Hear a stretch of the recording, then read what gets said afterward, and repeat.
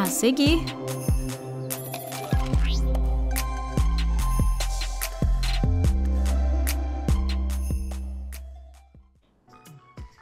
um projeto de extensão da UFG contribui para a construção de espaços mais inclusivos e acessíveis na dança. O grupo de dança Diversos é um coletivo de artistas com deficiência e sem deficiência, que debate os estereótipos e preconceitos que ainda podem existir na dança e incentiva a inclusão de diferentes tipos de corpos. Tudo isso hoje no Mundo UFG.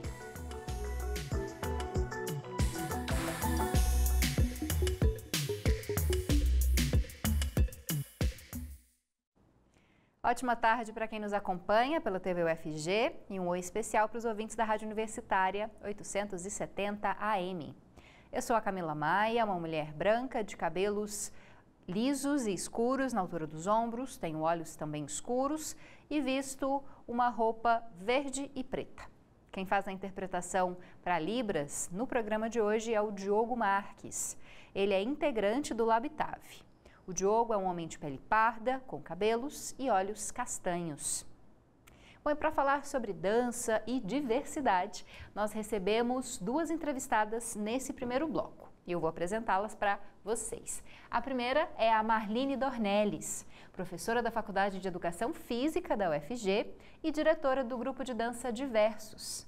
Ela se descreve como uma mulher negra de pele clara, cabelos castanhos escuros ondulados na altura dos ombros e que nesse momento usa óculos. Olá, Marline, muito obrigada pela sua presença.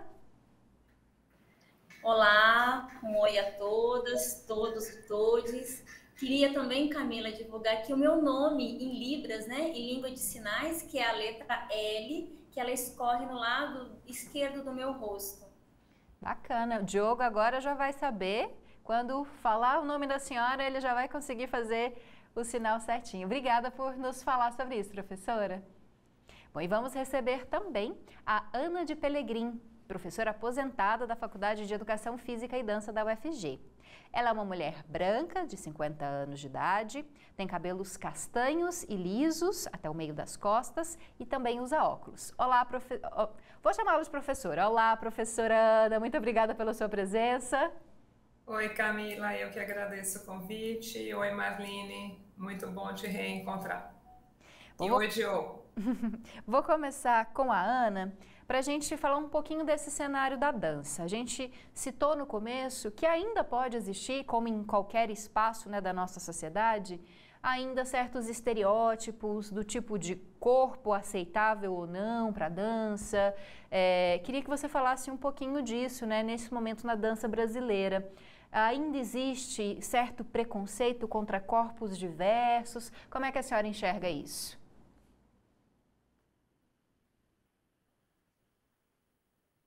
Ana? Desculpa, Camila. Sim. Eu enxergo que sim, a gente ainda enfrenta muitos preconceitos, diferentes preconceitos e acredito que em cada estilo de dança também isso se manifesta de maneira diferente.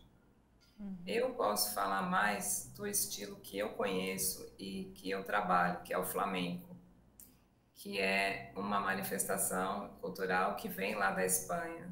Não é propriamente, não foi construída aqui no Brasil, mas é muito difundida aqui no Brasil. Hoje a gente já tem diversos grupos em atividade, muitas escolas no Brasil que oferecem formação em flamenco.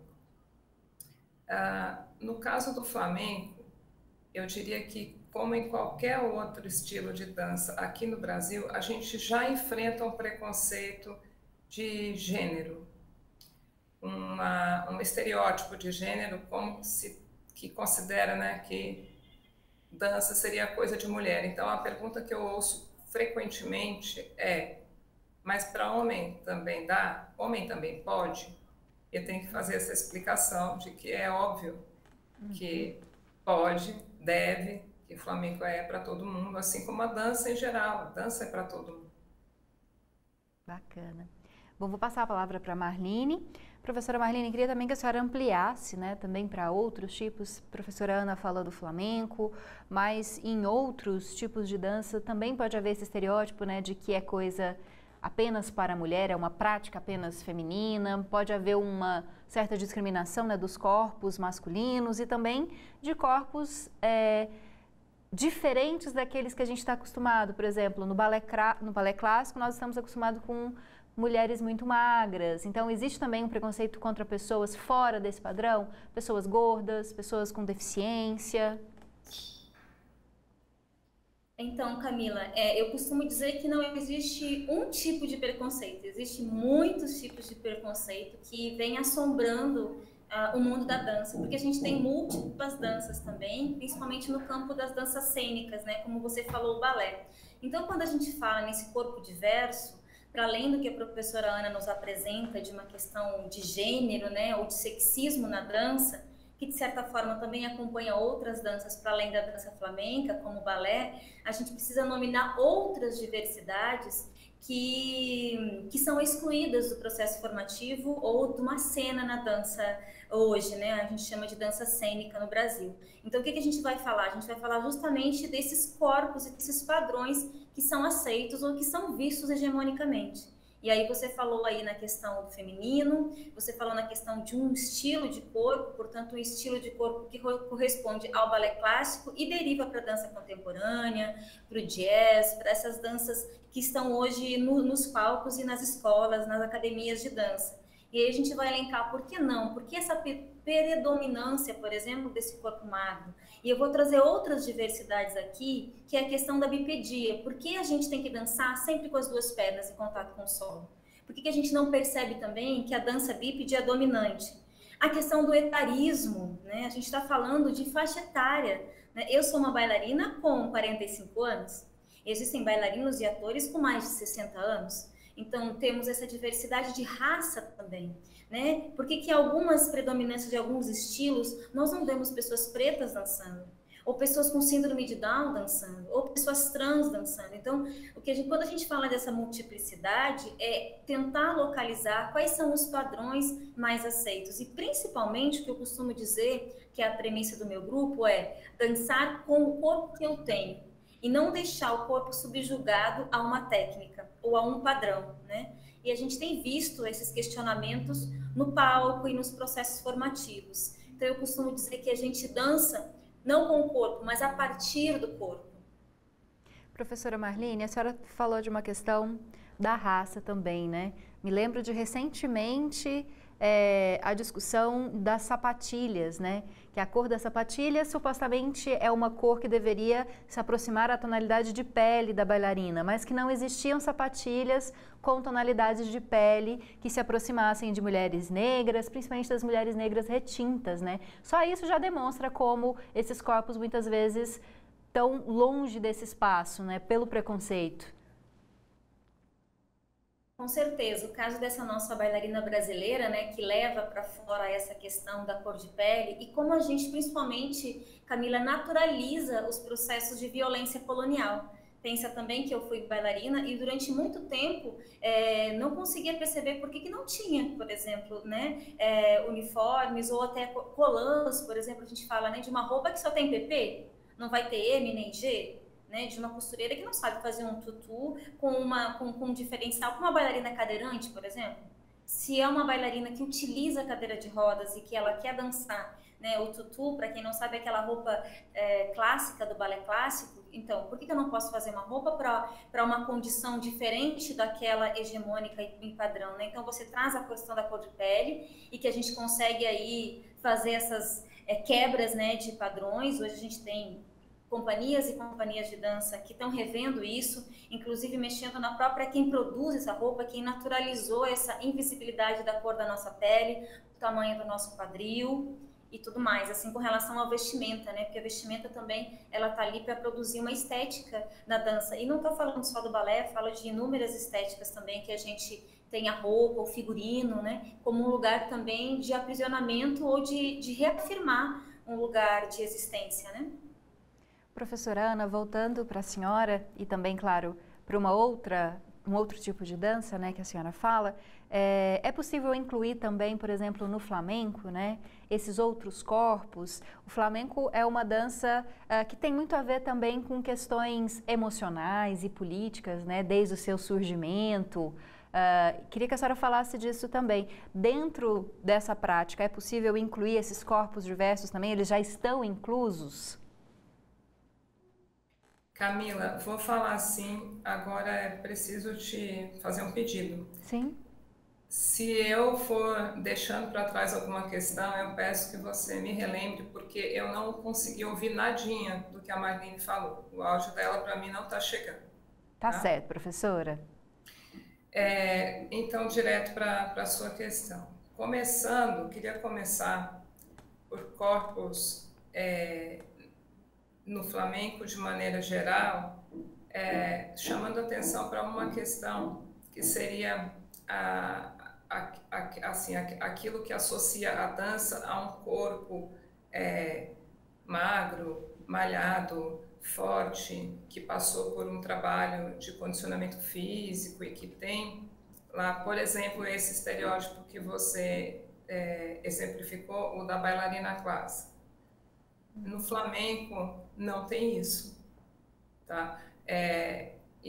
A própria gênese do flamenco, que você mencionou, tem muito a ver com uma história de resistência do povo cigano, de todas as suas dificuldades, das suas lutas sociais, já traz isso na própria gênese. Então, são mulheres, são homens, são crianças, são pessoas de muita idade. Eu gostaria de mostrar uma imagem aqui, já, que eu acho que também pode, a foto, ela pode também mostrar um pouco do que eu estou falando. Uhum. Não há necessidade de ser magro, pelo contrário. Eu, por exemplo, eu mesma tenho essa experiência no meu corpo. Eu já tive momentos da vida de ser mais pesada e eu tinha mais facilidade para fazer muitos movimentos. E de uns anos para cá, eu estou com menos peso, perdi peso, tal, por uma série de questões e venho me mantendo assim. E eu tenho mais dificuldade para fazer uma série de movimentos. Uhum. O flamenco, ele tem, por essa mesma característica de história de resistência que você citou, ele tem essa característica de ser uma dança muito enraizada no chão, de marcar posição, de marcar território. Né? E isso é muito importante. Então, a gente faz sapateado, a gente quer dizer, faz percussão com os pés. Então, só aí a gente já tem toda uma imagem própria, né, do que é necessário de peso corporal para você imprimir mais ou menos altura no som que você faz. Então, você vai trabalhando ao longo do aprendizado, vai trabalhando essa colocação de mais ou menos força, mais ou menos peso. Uma coisa que todos os estilos de dança têm, que é uma troca de peso corporal, né, de um lado do corpo para o outro, por exemplo. Isso também vai exigir, não necessariamente som, não precisa ter som do pé no chão, mas vai exigir uma colocação do peso, mais peso ou menos peso em determinado ponto, em determinada direção do corpo, para você fazer um determinado movimento. Professora Ana, queria que a senhora mostrasse essa foto para a gente, ver se a gente consegue... se a senhora colocar ela em frente à nossa tela, a gente consegue... Frente à tela da senhora, a câmera da senhora, a gente consegue isso. A gente consegue mostrá-la. A gente fez o teste antes. Uhum. Então, isso aqui que eu vou mostrar é um cartão postal, tá? É uma foto de uma aula de flamenco. Uhum. Então, por exemplo, aqui, para afastar um pouquinho, que dá para ver mais pessoas. Aqui, no primeiro plano, né, dá para ver um garoto muito jovem, aí, criança. Aqui, mais nessa parte aqui, ó, dá para ver uma senhora, uma mulher de mais idade, uhum, com um corpo totalmente diferente do corpo dele. E no segundo plano, mais para trás aqui, dá para observar uma série de mulheres Se a senhora afastar um pouquinho, a gente vê melhor. Se a senhora afastar um pouquinho... Isso. Tá? Então, no segundo plano, várias mulheres com diferentes corpos. Uma mais baixa, outra mais alta, uma mais magra, outra mais gorda. E com idades variadas. Não daria para a gente colocar uma faixa etária aqui. Bacana, professora. Muito bonita a imagem. E acho que representa bem, né, isso da diversidade de corpos na dança. Daqui a pouco retomo com a senhora, vou voltar para a professora Marline. Professora, queria falar especificamente do grupo. Conta pra gente como que surgiu essa ideia, né, desse grupo que integra pessoas com deficiência, sem deficiência, com diferentes corpos nessa prática, né, que é tão importante que é a dança. Então, Camila, bom, eu sou professora do curso de licenciatura em dança da UFG e na minha trajetória de formação em dança, eu encontrei essa pauta, né, de pensar metodologias do ensino da dança e espetáculos de dança que recebessem, né, essa diversidade que essa diversidade estivesse no palco. Então, quando eu chego na UFG, em parceria da professora Vanessa Dalladea, também que tem a pauta da inclusão, da acessibilidade e da diferença, a gente cria esse projeto de extensão que tem uma consonância com grupos profissionais de dança, tanto no Brasil quanto fora do Brasil, que tem essa pauta. O que eu digo? Né? Uma pauta da dança inclusiva, ou seja, permitir com que esse encontro da diferença produza dança. A gente sabe que nessa área tem uma discussão muito longa no campo formativo na educação, na própria área terapêutica, mas o lugar que a gente queria se situar, e aí dentro do curso de dança, a partir do curso de dança, de onde eu dou aula, era da produção artística. Então, porque a gente acreditava numa premissa que se essa diversidade, que esses corpos com uma outra idade, com uma outra condição de existência, com uma outra condição de linguagem, enfim, com essas diversidades todas, inclusive culturais, né? Se ela estivesse no palco, mostrando um produto artístico, como a gente diz, de qualidade, mostrando que tem outras poéticas e que eles possam ter lugares para dançar, isso pode potencialmente transformar a imagem social de um corpo que é visto pela sociedade num lugar produtivo, de um corpo já improdutivo ou ineficaz ou incapaz. Todos esses conceitos e valores que a gente atribui ao racismo, ao capacitismo, ao etarismo, né? No corpo que está dançando. Então, assim, é a potência da arte de fazer essa transformação social e que não precisa ficar só no palco. Né? Era desejável que essas pessoas e que essa diversidade também falem sobre ela. Então, o projeto surge nesse lugar, um lugar artístico, um lugar onde essas pessoas têm uma possibilidade de se formar, de se qualificar em dança. E que, de certa forma, vem acontecendo, a gente está aí desde 2011, colhendo alguns frutos, que depois eu vou contar mais para vocês, não sozinha, mas acompanhada. É isso mesmo, a professora vai continuar com a gente no próximo bloco e a gente vai receber uma integrante também do grupo para contar um pouco mais dessa história e como participar também. Claro que eu aposto que vai ter muita gente curiosa depois que a gente falar sobre ele. Para finalizar com a professora Ana, professora, eu só queria que a senhora deixasse para a gente... Não diria um depoimento, mas falasse para as pessoas que muitas vezes têm certo receio de não ter o corpo específico para uma prática artística, para dança, seja uma dança contemporânea, seja uma dança clássica, o flamenco, que muitas vezes olha o estereótipo do bailarino e da bailarina, não se aproxima e acha que é uma atividade...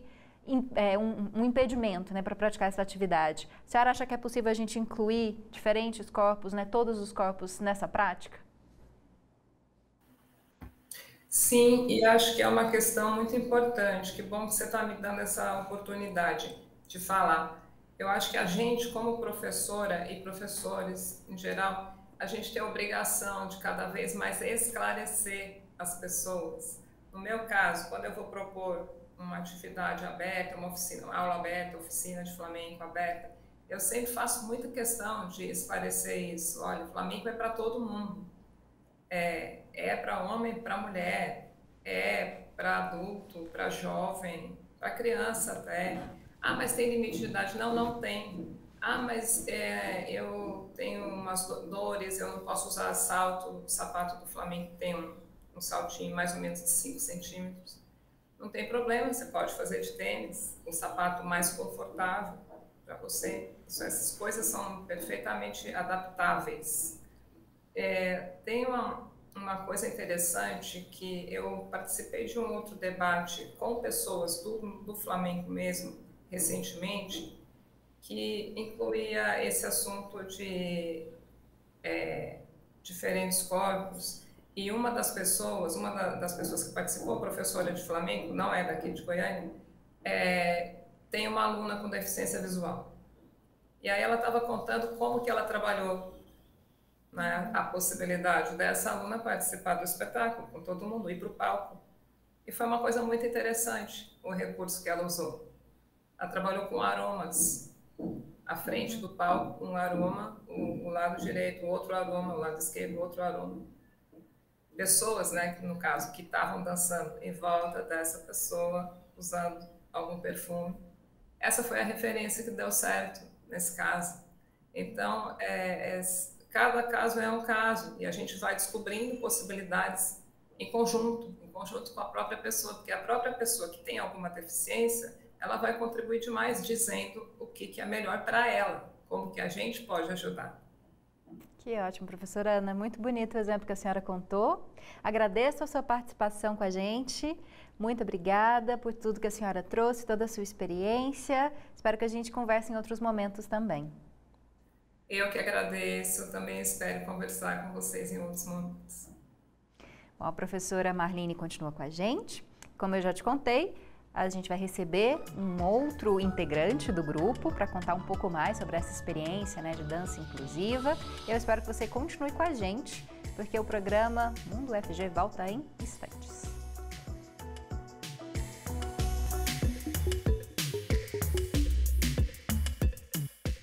Uma história construída por mãos que cuidam e ensinam só poderia resultar em atenção e conhecimento para toda a população. A Fundação de Apoio ao Hospital das Clínicas, Fundac, desenvolve desde 1998 um trabalho de excelência que garantiu a manutenção e prestação de serviços no Hospital das Clínicas em momentos importantes da história do HC. Hoje, por meio do corpo de profissionais competentes, a Fundação gere unidades municipais de Goiânia e também estaduais, voltadas para os usuários do Sistema Único de Saúde, o SUS, todas elas consideradas de ponta pelos usuários. Além disso, a Fundac realiza a cogestão e também o incentivo e financiamento de pesquisas, atividades de extensão e ensino, junto aos professores, técnicos administrativos e alunos dos mais variados cursos da área da saúde da Universidade Federal de Goiás. O trabalho da Fundação é baseado em 4 pilares: transparência da gestão, total comprometimento com a qualidade dos serviços assistenciais, otimização de custos,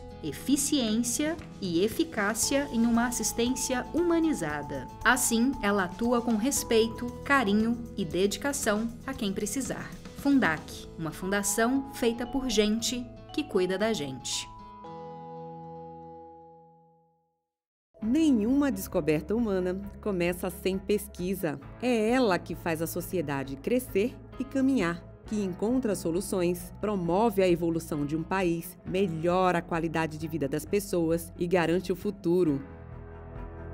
Desde 1981, a Fundação de Apoio à Pesquisa, a FUNAP, trabalha com a gestão de projetos de pesquisa, ensino e extensão, bem como o desenvolvimento institucional e inovação tecnológica. Ela atua como um verdadeiro escritório de negócios em apoio à Universidade Federal de Goiás e outras instituições científicas e tecnológicas nacionais, conectando o conhecimento acadêmico à experiência profissional para a promoção do desenvolvimento científico e tecnológico brasileiro. A FUNAP toma decisões baseadas nos princípios fundamentais: transparência, equidade, prestação de contas e responsabilidade corporativa. Traga seu projeto para a Fundação. Acesse o site funap.org.br ou entre em contato pelo telefone 3216-7300. FUNAP, porque grandes ideias precisam de apoio.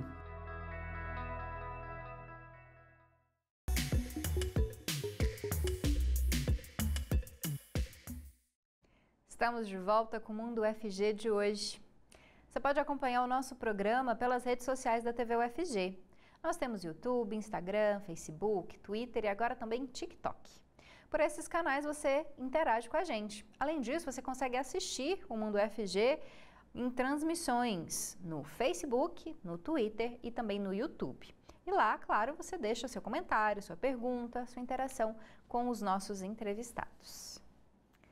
E o nosso assunto hoje é inclusão pela dança. E nós estamos conversando com a professora Marlene Dornelles, que é da Faculdade de Educação Física da UFG e diretora do Grupo de Dança Diversos. E recebemos agora a Luana Catielli, que é integrante desse grupo.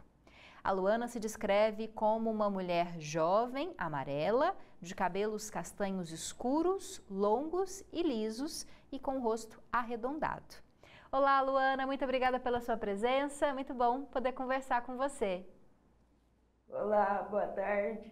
Obrigada pelo convite. Bom, Luana, conta um pouquinho pra gente da sua história no grupo, quanto tempo que você está no grupo, como que você entrou, como é que você descobriu, conta tudo. Bom, eu conheci o Grupo Diversos através de um convite para participação no espetáculo Engels, mas eu recusei por não visualizar o meu corpo dançando naquele momento. Eu tinha uma restrição com a dança porque nos lugares que eu frequentava, geralmente a dança vinha para mim com um padrão de corpo, eu não atendia. Então, por receio, eu recusei o convite. E logo em seguida, após a assistência do espetáculo, eu fiquei encantada de ver aquela diversidade de corpo dançando. Bateu até um arrependimento de ter rejeitado o convite e fui conhecer o Grupo Diversos. Foi a partir do ano de 2009, né? 2019, então, Luana, você já está há 3 anos no grupo? Isso. Que bacana. Bom, vou falar com a professora Marlene. Professora, conta pra gente quais são os diferentes corpos que integram o Grupo Diversos, né? E quem que pode participar? Pessoas ligadas à comunidade universitária, pessoas da comunidade externa, como fazer para conhecer o grupo também e quem sabe entrar nele, né, professora? Bacana, Camila. Então, como a gente está localizado como um projeto de extensão comunitária, né, da Faculdade de Educação Física e Dança, ele é um projeto gratuito, né, então, para toda a comunidade, tanto interna quanto externa. Como eu falei, é um lugar, pela sua diversidade, a gente trabalha, eu acho que eu não falei isso, com dança contemporânea, com um corpo disponível para dançar nos tempos contemporâneos. Então, a gente tem desde um pouquinho de manifestações da cultura popular, a própria dança contemporânea, os próprios processos criativos pautados na educação somática. Então, o público, quando a gente fala de pessoas com e sem deficiência, é um público muito amplo, né? Ou seja, as singularidades das pessoas com deficiência e também as singularidades das pessoas sem deficiência. E daí eu quero dizer o quê? São mães, por exemplo, tem uma característica muito bacana que eu vejo enquanto identidade do grupo, que aquelas mães ou pais, né, cuidadores que porventura levam o seu filho, filha, com ou sem deficiência para um espaço formativo em artes, ele não fica sentado no banco esperando. A gente convida e instiga, né, e aí cada um aceita o convite de dançar. Então hoje no Diversos a gente tem uma grande variedade, uma grande diversidade de idades. Eu posso dizer que hoje a gente tem alunos de 6, 7 anos, com menos de 10 anos, já tivemos até quase bebezinho aprendendo a caminhar, junto num processo, numa aula de dança que dura, hoje a gente tem um planejamento mais concreto, ou seja, a gente fica um dia na semana, né, toda tarde e de manhã no Centro Cultural da UFG. Então, a variedade de idades, as experiências também com dança, como isso não é um critério de entrada, a gente encontra pessoas que estão no curso de dança, fazendo a graduação em dança, bailarinos de outras companhias, pais e mães dançando com os seus filhos e filhas, mas ali numa situação não de pai e mãe, mas de colegas de dança. Eu sei porque meu filho dança comigo, ele começou com 10 anos, né? Então a gente tem essa particularidade que talvez não seja tão comum e possível de se vislumbrar em outros espaços de formação técnica. Então a gente tem uma grande, quando a gente divide, né, pessoas com deficiência, são as singularidades que a gente hoje entende, ou que a sociedade entende, e claro que é um lugar político da pessoa com deficiência, de dizer, né, uma pessoa com uma deficiência física, sensorial, auditiva, neurodiversa, né? E aí eu tô falando da deficiência síndrome de Down, a gente tem muitos estudantes com síndrome de Down no grupo que foram se constituindo enquanto uma diversidade, e a gente tem uma experiência, então, muito vasta de pessoas com e em processos formativos para além do diversos. E lá também, hoje, é um lugar de processo formativo, ou seja, nós temos uma proposta curricular. Hoje a gente tem teatro e dança também acontecendo. Que bacana. Só para finalizar, Cabelo, você perguntou onde é que a gente está. A gente está no Centro Cultural da UFG, que é no centro de Goiânia, no setor universitário, né? É um lugar bem central, em função também da acessibilidade. Não basta ofertar um projeto onde as pessoas não conseguem chegar, né? Então a gente hoje e todas as informações também podem encontrar na página do Centro Cultural da UFG. Então, se você ficou interessado em dançar, procura por CC UFG, vai encontrar o site do Centro Cultural e você pode ter mais informações sobre o grupo Diversos. Bom, Luana, você disse que primeiro recusou o convite, depois viu o espetáculo, chegou até a dar um arrependimentozinho de não ter participado, mas e agora? O que você percebe de mudanças na sua vida ao participar do projeto? Você acha que contribui para a sua existência, para a sua vida? Como é que você poderia explicar para a gente a participação no grupo? Transformou tudo, né? Praticamente.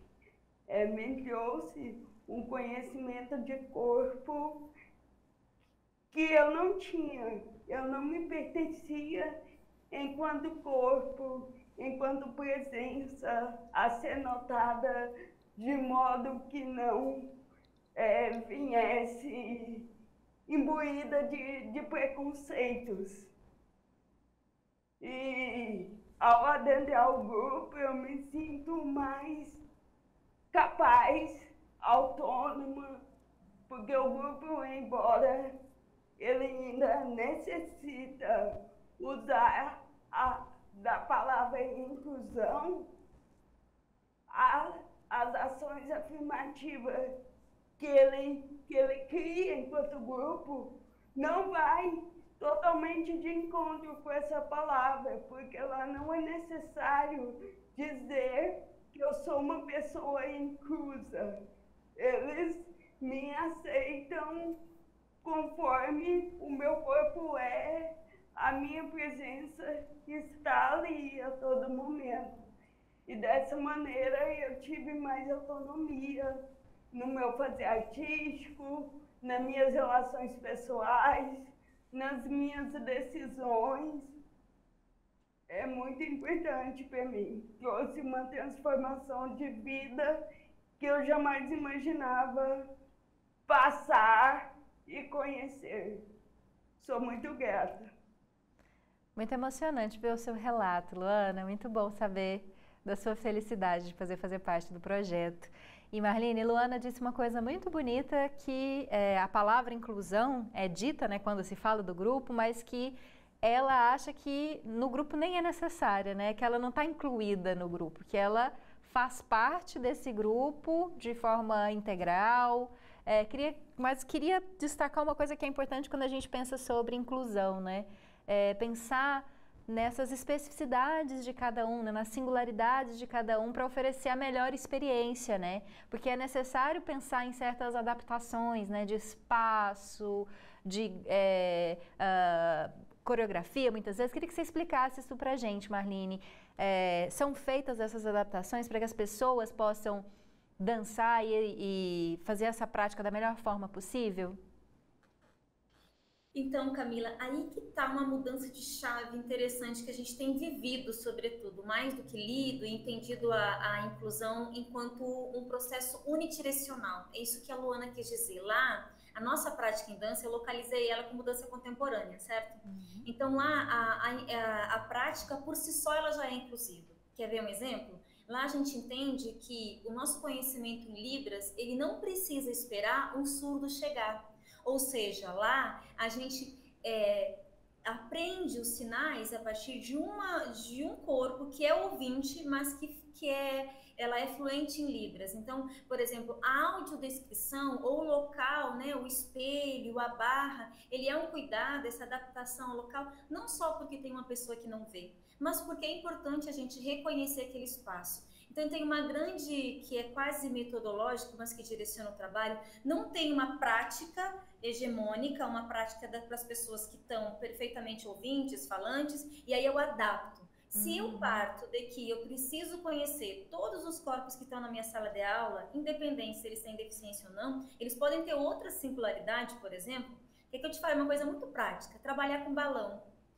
Como você falou, quais são as atenções, a escuta sensível que eu preciso para ver naquela diversidade? Se tem alguém que tem irritabilidade com balão, ou que tem uma alergia daquele pozinho do balão, né, quando a gente assopra. E isso não é só um cuidado que eu tenho que ter especificamente com um grupo que porventura tenha uma criança que tem, mas com todos. Porque a gente sabe que o estouro do balão pode causar um incômodo para qualquer pessoa, ouvinte, vidente, com espectro autista. Então eu costumo dizer, e a gente tem dialogado muito, que a prática em si lá no Diverso, ela já é inclusiva. Ela não parte de uma prática que não inclui, e aí eu tenho que adaptar. Então o cuidado com as pessoas que chegam, ver como que elas se comunicam, se elas não usam a linguagem verbal e também não usam Libras, como é que eu posso me comunicar, o toque, né? E eu costumo dizer que lá não é só eu que faço esse cuidado, essa escuta. Todos nós lá, a gente percebe a diferença um do outro e vai se complementando. Então, a grande sacada da arte é quando ela já nasce inclusiva,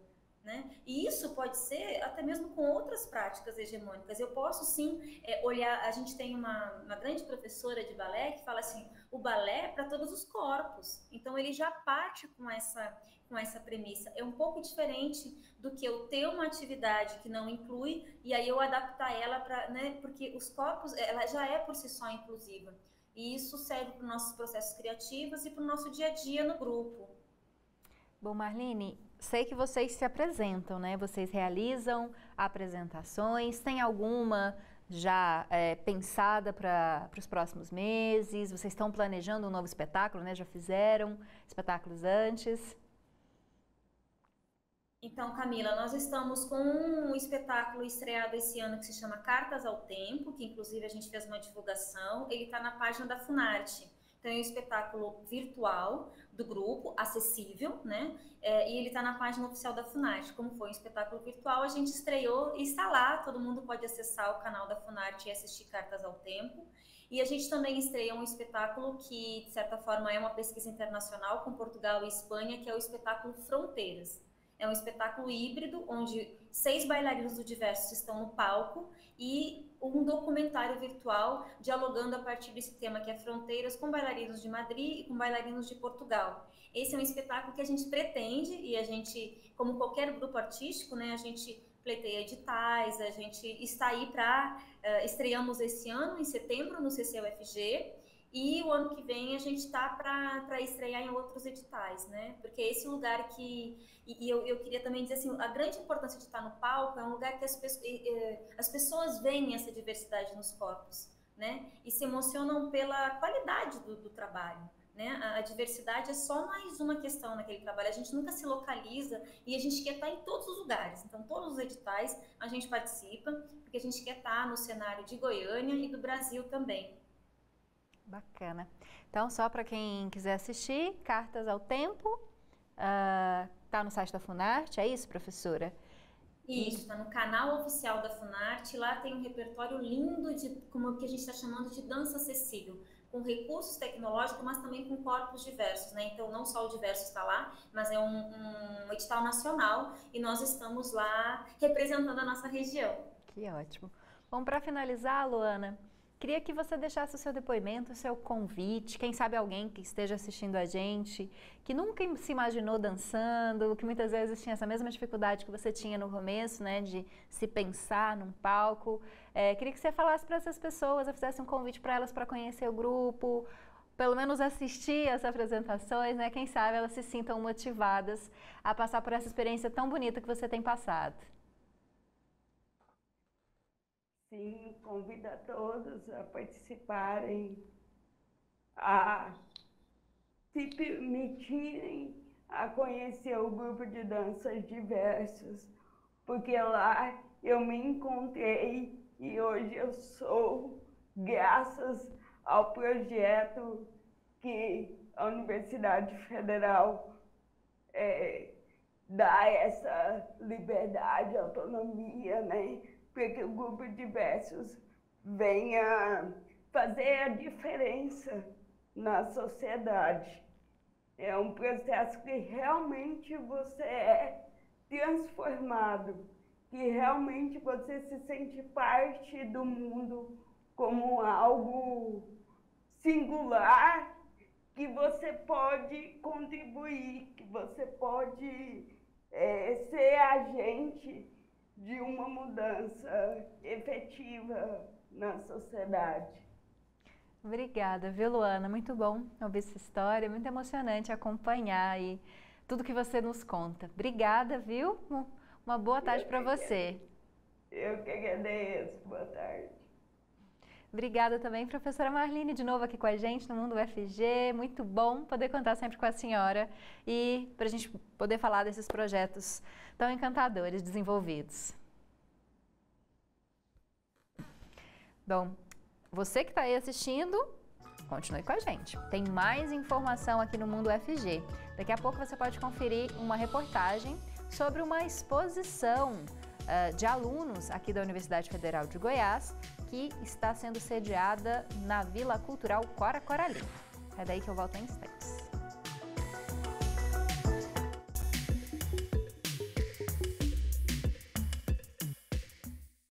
Uma história construída por mãos que cuidam e ensinam só poderia resultar em atenção e conhecimento para toda a população. A Fundação de Apoio ao Hospital das Clínicas, Fundac, desenvolve desde 1998 um trabalho de excelência que garantiu a manutenção e prestação de serviços no Hospital das Clínicas em momentos importantes da história do HC. Hoje, por meio do corpo de profissionais competentes, a Fundação gere unidades municipais de Goiânia e também estaduais, voltadas para os usuários do Sistema Único de Saúde, o SUS, todas elas consideradas de ponta pelos usuários. Além disso, a Fundac realiza a cogestão e também o incentivo e financiamento de pesquisas, atividades de extensão e ensino, junto aos professores, técnicos administrativos e alunos dos mais variados cursos da área da saúde da Universidade Federal de Goiás. O trabalho da Fundação é baseado em 4 pilares: transparência da gestão,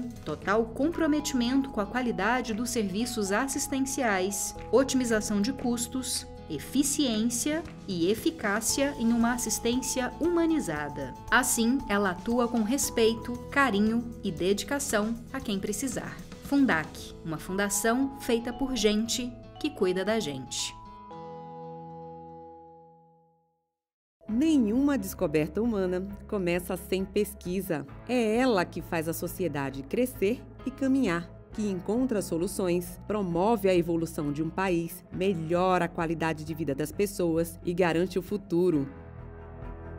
Desde 1981, a Fundação de Apoio à Pesquisa, a FUNAP, trabalha com a gestão de projetos de pesquisa, ensino e extensão, bem como o desenvolvimento institucional e inovação tecnológica. Ela atua como um verdadeiro escritório de negócios em apoio à Universidade Federal de Goiás e outras instituições científicas e tecnológicas nacionais, conectando o conhecimento acadêmico à experiência profissional para a promoção do desenvolvimento científico e tecnológico brasileiro. A FUNAP toma decisões baseadas nos princípios fundamentais: transparência, equidade, prestação de contas e responsabilidade corporativa.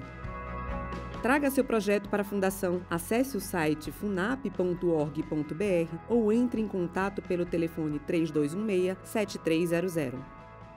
FUNAP, porque grandes ideias precisam de apoio.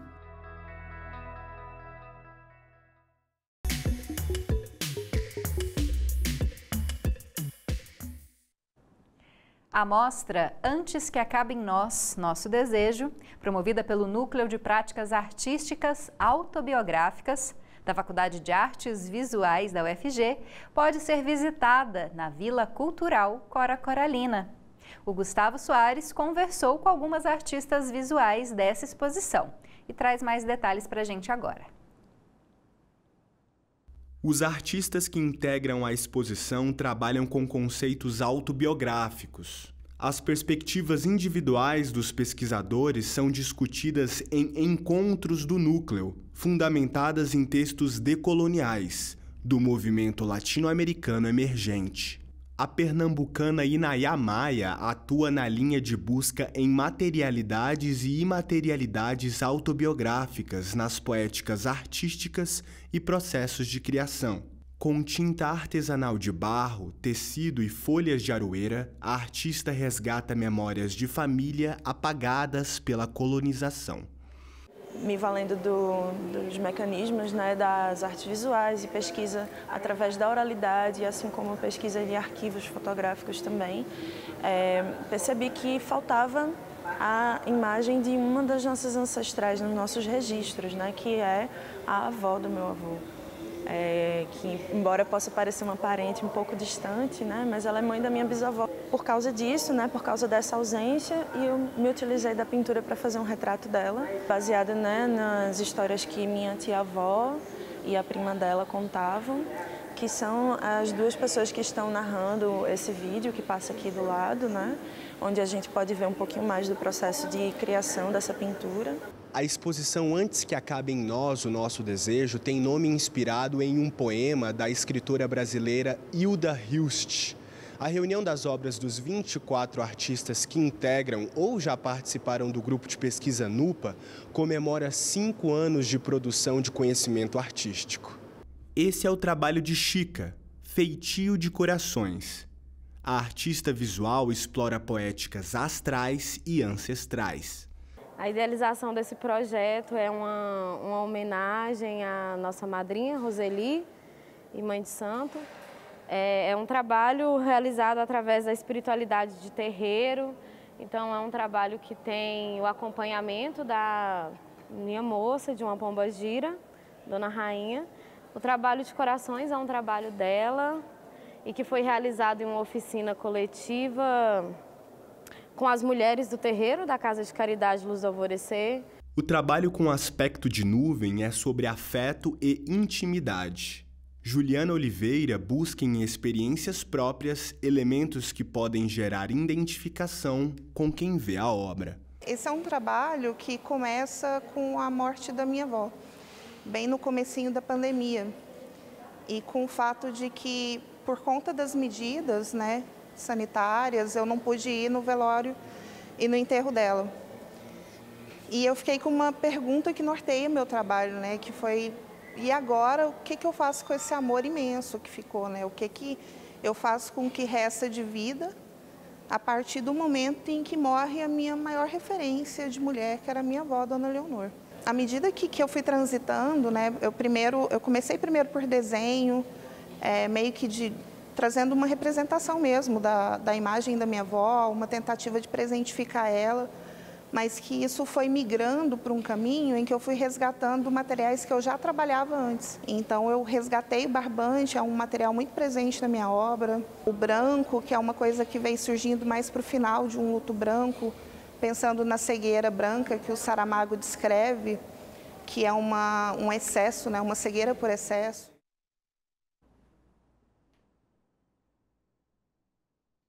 Agora a gente muda um pouquinho de assunto e vai falar sobre ciência. Você aí é pesquisador da UFG e está interessado em divulgar uma inovação? Conheça um pouco sobre as orientações preparadas pela Pró-Reitoria de Pesquisa e Inovação sobre esse assunto. A UFG, por meio da Pró-Reitoria de Pesquisa e Inovação, divulgou uma lista com algumas orientações para o momento de divulgar uma inovação. Nós vamos entender o que são essas orientações e por que elas são importantes. Eu sou a Ana Clelma, uma mulher negra de pele clara, tenho cabelos pretos, cacheados, de tamanho médio e uso óculos. E aqui comigo hoje está a Lisier Almeida. Ela é assistente de administração do setor de propriedade intelectual e transferência de tecnologia da Pró-Reitoria de Pesquisa e Inovação, a PRPI. Ela é uma mulher negra, tem cabelos cacheados e usa óculos. Tudo bem, Lisier? Seja bem-vinda aqui ao programa. Explica para a gente primeiro o que é propriedade intelectual, tudo bem? Tudo bem, boa tarde. Bom, a propriedade intelectual, de uma forma assim bem resumida, ela pode ser conceituada como um ramo, digamos assim, do direito que vai tratar das inventividades, das criações, tudo aquilo que a nossa capacidade intelectiva é capaz de desenvolver. E aí ela vai ser dividida em alguns ramos, né? Como, por exemplo, a propriedade industrial, direitos autorais e as questões sui generis. Então, a gente precisa ficar atento, porque da mesma forma que a criação é algo do ser humano, a cópia também é. Então, a propriedade intelectual, além de envolver essas questões de inventividade, ela nos chama atenção para a questão, para essas outras questões. E quais ações podem resultar aí, né, causar a perda desse pré-requisito de novidade? O requisito da novidade, ele é importante, digamos assim, para as criações que envolvem a patente de invenção, modelo de utilidade, desenho industrial, marcas, programa de computador, mas ela é mais, digamos assim, mais importante para as tecnologias que envolvem a proteção por patente. Porque quando se trata da questão da proteção nesse ramo, a novidade, ela... Se a tecnologia perder esse requisito da novidade, ela não consegue ser protegida. Não é o caso, por exemplo, da marca. A marca, ela funciona da seguinte maneira: se a gente faz uma busca de anterioridade relacionada à marca, se você tem uma logo e você quer fazer a proteção, se você encontra algo semelhante e não está protegido, você pode fazer a proteção. Não é o que acontece com patentes, por exemplo. Na patente, se você encontrar algo que não esteja protegido, mas que existe, o que a gente fala no estado da técnica, então você não pode mais proteger. Então, a novidade é algo que precisa ser extremamente cuidado, assim, né, com relação à patente mais especificamente. E dentro de um certo período a pessoa pode publicar em congressos, em artigos. Como que funciona isso? Explica para a gente. Exatamente. Como no Brasil vigora esse período de graça, se o pesquisador ele for proteger o seu pedido somente aqui no Brasil, e isso lembrando relacionado a patentes, desenho industrial, marca, programa de computador, não envolve essa questão do período de graça. Período de graça, de acordo com a Lei da Propriedade Industrial, para as tecnologias que serão protegidas via patente de invenção ou modelo de utilidade. É um período de 12 meses que o legislador estipulou para que o pesquisador possa, por exemplo, publicar um artigo, para que ele possa participar de um congresso sem se preocupar. Mas a nossa intenção aqui é a seguinte: mostrar para o pesquisador essa possibilidade, mas é importante deixar claro que a prioridade é a proteção. A proteção ela tem que ser anterior às divulgações. E isso facilitaria muito para todos nós, assim, ajudaria na proteção.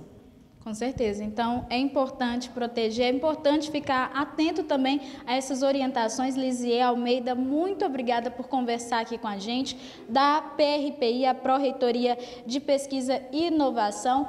Se você ainda ficou com alguma dúvida, quer ver essa lista de orientações, vá lá no site da PRPI, o site é prpi.fg.br, super fácil esse site, prpi.fg.br, e tem também o telefone, você pode ligar para cá e tirar todas as suas dúvidas. O telefone é o 3521 2023, 3521 2023. Liga, entra no site, tira todas as suas dúvidas. E se você quiser ver ou rever qualquer episódio do nosso programa, é só procurar o canal da TV UFG no YouTube. Lá ocorre a transmissão ao vivo. E também ficam disponíveis todos os programas para que você possa assistir em qualquer dia e horário. Se quiser sugerir pauta, mandar uma interação para a gente, entre em contato pelo WhatsApp. O número é 62991811406, 62991811406. Aproveita também e baixa o aplicativo da TV UFG. Nele você assiste a programação ao vivo e pode mandar mensagens para a gente. Quando aparece um códigozinho eletrônico, um QR Code aqui na nossa tela, você pode baixar o aplicativo só apontando o seu celular com o modelo Android para esse códigozinho, viu? Então, fica atento que é facinho de baixar. Nosso programa chega ao fim, mas na semana que vem tem mais Mundo UFG a 1h em ponto. Muito obrigada pela sua companhia. Até segunda-feira.